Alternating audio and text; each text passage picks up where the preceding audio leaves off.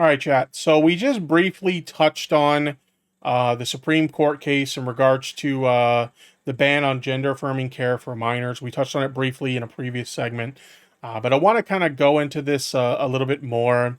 The Supreme Court hearing did happen, and based on what a lot of people are predicting, it does look like the ban on gender affirming care for minors is going to be upheld, based on how it seems like the judges in the court kind of received a lot of the arguments that were being made, which is really unfortunate, to say the least. As somebody who is in favor of gender affirming care for minors, it is very unfortunate that seems like that's going to be the outcome.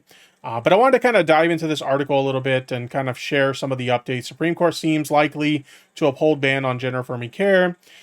This kind of summarizes it really well, so let's dive into this. The Supreme Court seemed inclined Wednesday to uphold laws that ban gender affirming care for transgender youth. The big picture.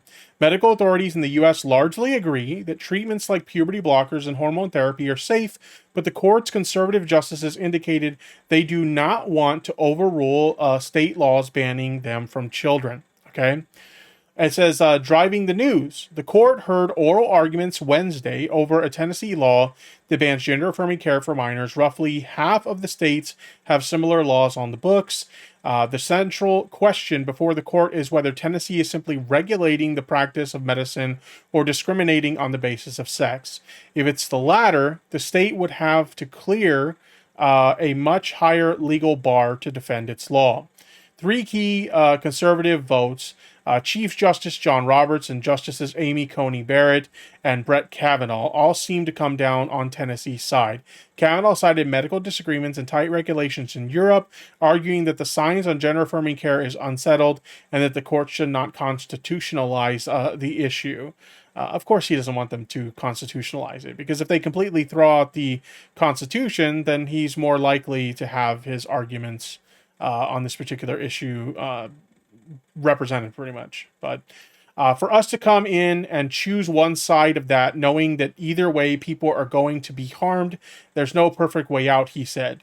Two other conservative justices, Clarence Thomas and Samuel Alito, are very unlikely to oppose the bans.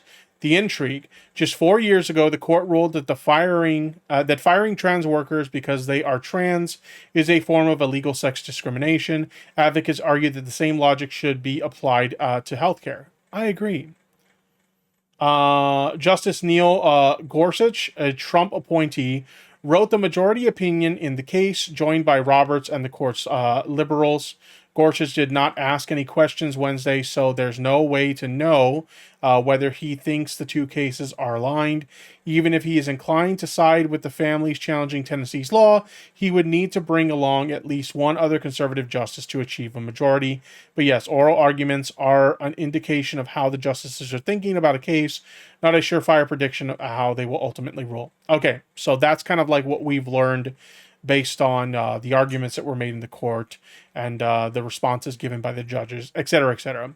Now, I wanted to preface this segment by going over that because I wanted to take a look at this video over on CNN. This was an interview that was done with several transgender youth, and basically the fears that they have going into Trump's presidency in regards to their ability to get access to gender affirming care, their safety, various different things. It's a really sad watch, but I wanted to go over it with you guys. So without further ado, here we go. Oh, we got an ad. We'll wait for the ad.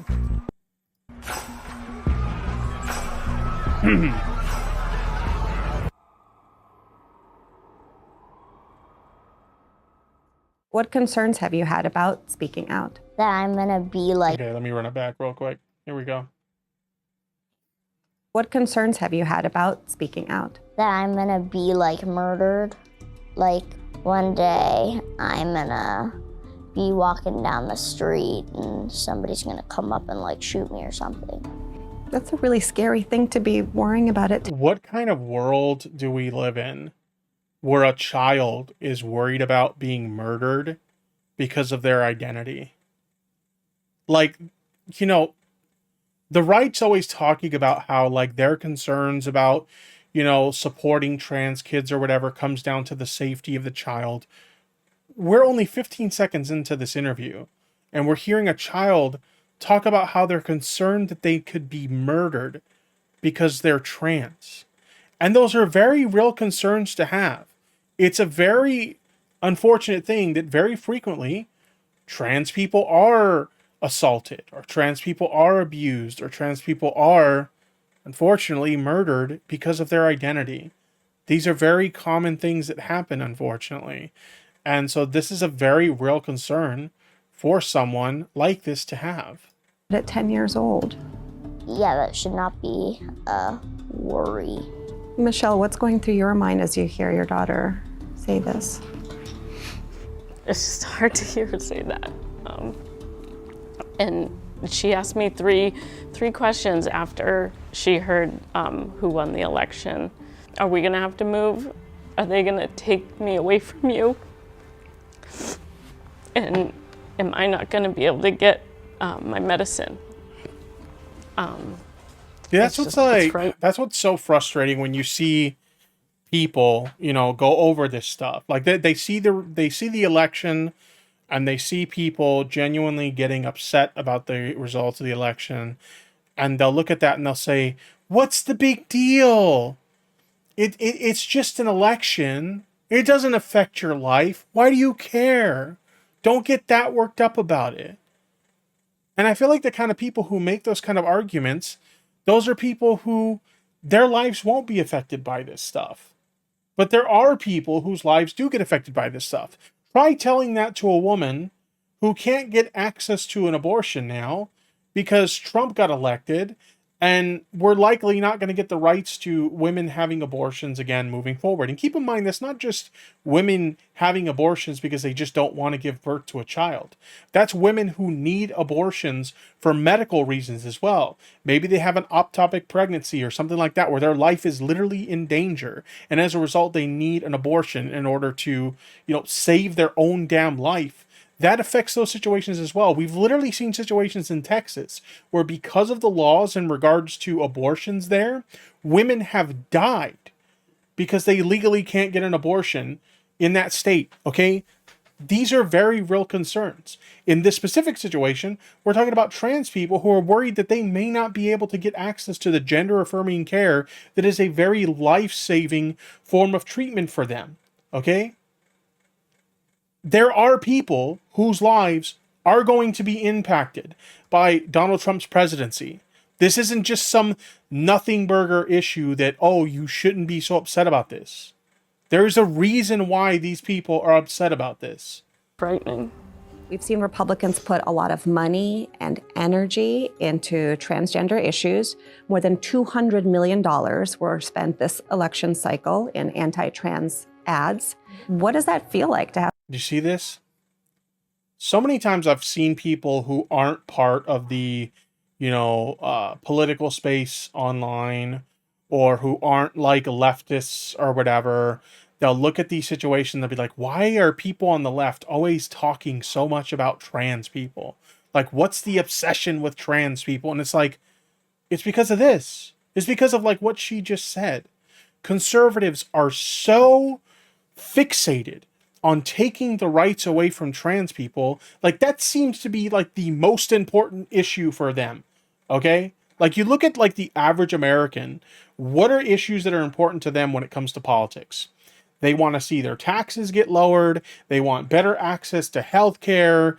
They want to see inflation go down. They basically want to see things change that are going to benefit their bottom line. Okay, it's going to help them put food on the table, help them put a roof over their head, and help them, have more money in their pocket. Okay, that's what the average American cares about.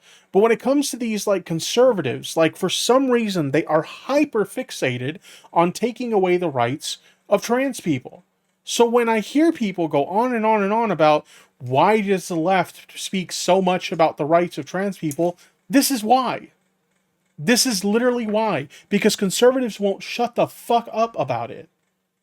To have so much attention by all these politicians on your identity. It makes me feel like they think we're puppets that they can play with, and it's just so wrong. It made you feel disrespected? Made me feel like literally dead inside.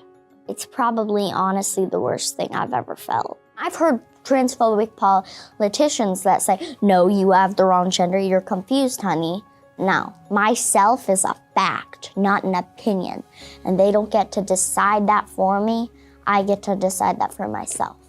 Like, it's insane to me that, like, a lot of these conservatives will talk about how, like, oh, you know, people who support, you know, trans people, they don't live in reality. This gender stuff is just nonsense or whatever.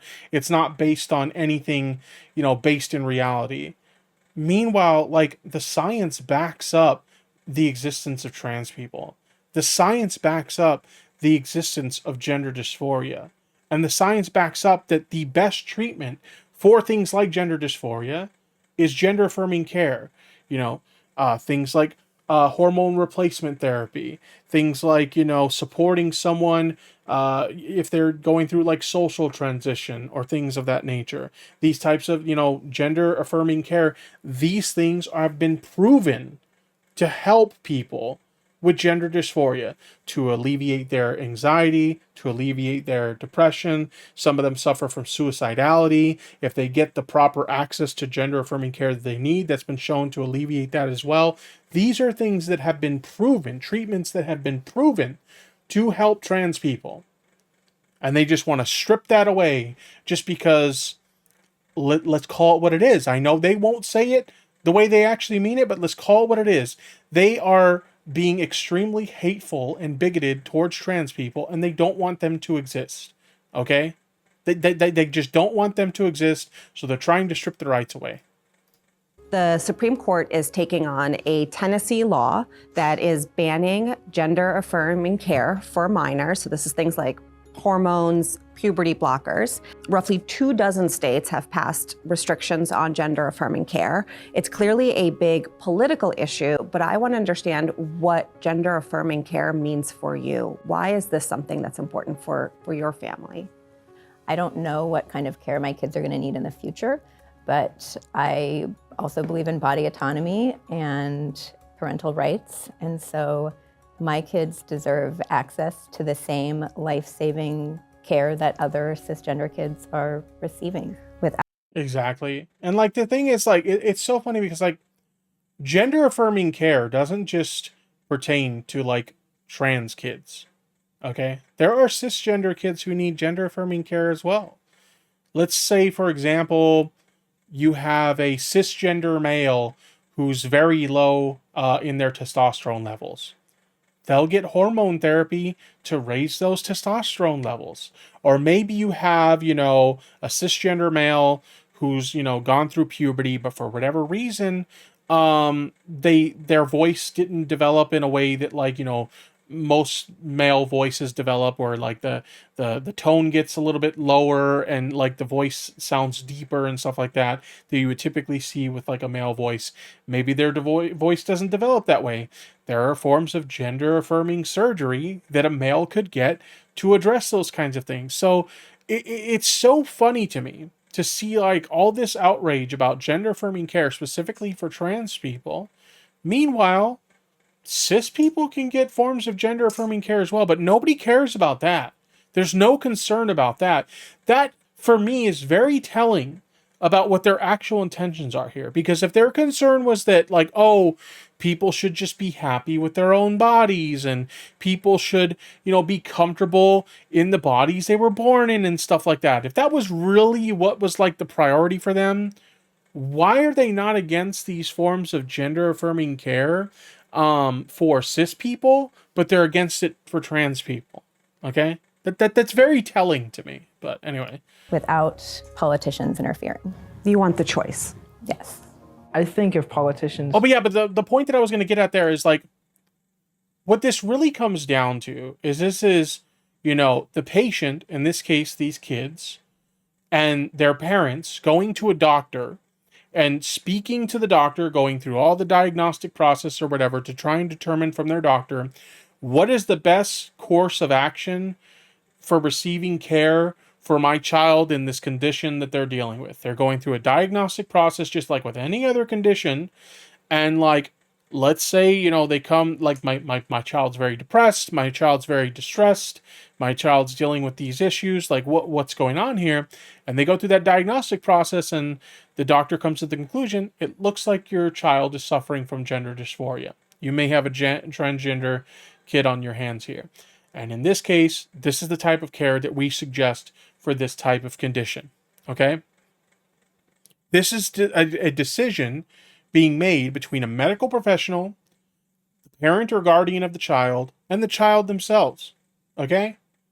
You are saying that these politicians are saying that they know better than doctors. That's what's insane to me, right? It will never make sense to me that we have people that have no medical experience whatsoever basically coming to the conclusion that they know better than doctors, medical professionals. It's ridiculous.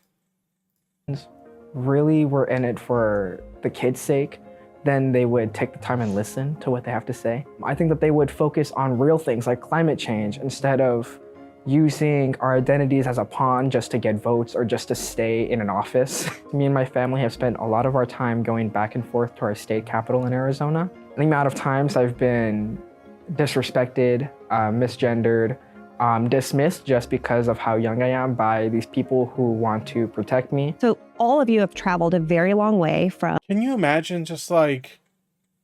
So this is the interesting thing is like, you know, well, I've talked about like trans people before in the sense that like, you know, they're just like anybody else. They just want to get access to the care they need, but ultimately they just want to live their own lives, be able to express themselves freely, and just exist in the world and live their own lives just like anybody else, right? And the same applies to trans kids as well. You know, hey, you know, I'm a kid and I'm trans or whatever. You know, I need to get access to the care that I need to, you know, support myself or whatever and live a happy, healthy life. But ultimately, I just want to do all the same things that any other kid does. Go to school, you know, maybe go to prom, graduate, you know, seek out a career, stuff like that. Like have fun with my friends, go, you know, on, you know, outings with my friends, like the movies and stuff like that. They just want to live a normal life. Can you imagine being a kid and just wanting to live a normal fucking life, right?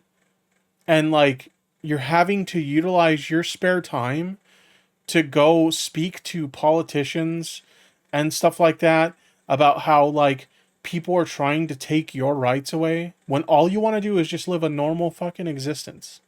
You know, because there are people who are trying to take your rights away. You're having to use your free time to justify your own existence. It's like the saddest thing ever. From Arizona on your own dime, taking time off work, taking time off school to be here for this Supreme Court case that's taking up transgender rights.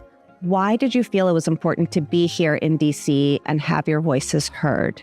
Oftentimes, our lives get turned into numbers and trauma stories with no name and no face. Our existence is so beyond that. I play the guitar. I am in my school's March for Our Lives club and our Spanish club, right? Like I live this very full and vibrant life. When politicians focus on turning us into numbers, a lot of the times they've never met trans people. They don't know trans people. They don't take the time to introduce themselves to trans people. The first time Daniel ever lobbied, he was 9 years old, and he's gonna be 18 next August, 2 months after this ruling.